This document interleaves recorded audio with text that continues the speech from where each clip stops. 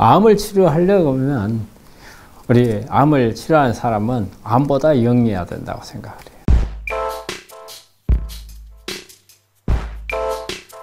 그럼 누가 영리해야 되느냐? 암을 가지고 있는 내가 영리해야 돼요. 암이라고 하는 것은 암도 생명체예요. 어떻게 보면 암은 우리가 세포를 들여다보면 기능도 없어요. 우리 정상세포보다 훨씬 더 기능할 수 있는 게 아무것도 없어요. 세포막이 있고 세포질이 있고 나머지 안에 있는 이런 그 세포 안에 기관들은 흐물흐물해요. 핵이 있고. 그런데 이 암이 정말 지능이 대단한 거예요. 이렇게 우리가 공격을 하잖아요, 암을 공격을 하면은 처음에는 당해요. 그게 뭐냐면 바로 순한 암이었을 때예요. 항암 쓰고 막 하면은 정신없이 암세포 죽어 나가요. 나가 떨어져요. 그런데 그렇게 당하다 보면은 이 암세포가 꾀를 내요. 그래서 정말 생각하지도 못하는 그런 꾀를 내서 웬만한 것에 듣지 않게끔 하거든요. 그래서 이렇게 현미경으로 보면 정말로 볼품없고 기능도 못할 것 같은 이런 바보 같은 이런 세포들이 기발한 아이디어를 내서 빠져나간단 말이에요. 그러면은 우리가 그런 세포에 비해서 우리 암을 가지고 있는 우리 숙주는 엄청나게 영리함을 가지고 있잖아요. 이보다 더 먼저 암이 어디로 튈 것인가 이런 부분들을 생각을 하고 그런 부분들에 대해서 튀지 못하게 공격을 해야 하잖아요.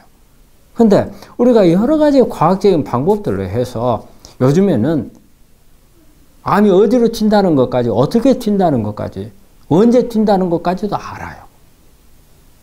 알긴 아는데, 많은 과학자들이 연구해갖고 알긴 아는데, 사실 치료가 거기까지 따라가지는 못해요. 그런데 우리가 일반적으로 이렇게 암을 볼 때는 암이 크게 칠 수 있는 것은 뭐냐면요.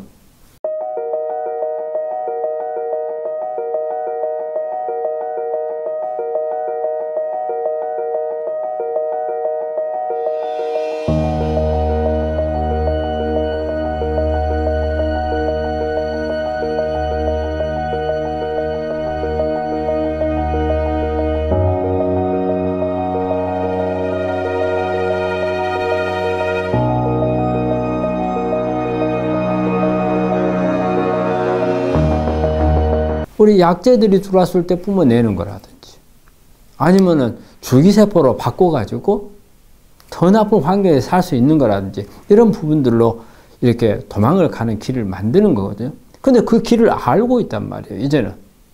그러면 우리가 그 길에 맞게끔 차단을 하고 미리 가서 공격할 준비를 하고 있고 이런 부분들을 만든다면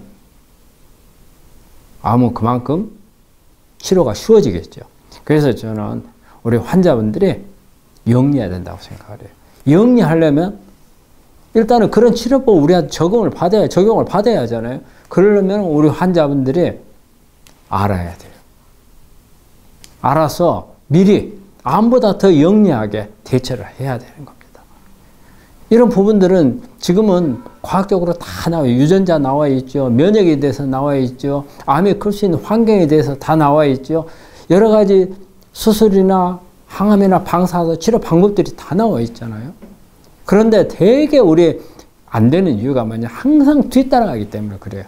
튀고 난 다음에 따라가서 잡으려면 잡기 어렵습니다. 미리 잡아야 돼요. 미리.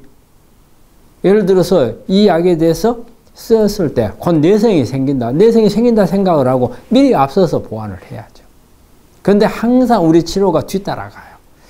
그래서 앞따라간다 해가지고 암이라는 게 어디가 튈지는 모르는 럭비공과 같기 때문에 100% 다 잡는다고 보장은 못해요. 하지만 우리가 앞서 나가서 대비를 하고 한다면 훨씬 더 내가 걸어가는 길보다는 조금 더 치료 쪽에 훨씬 더 가까워질 수 있는 그런 부분이 된다는 거죠.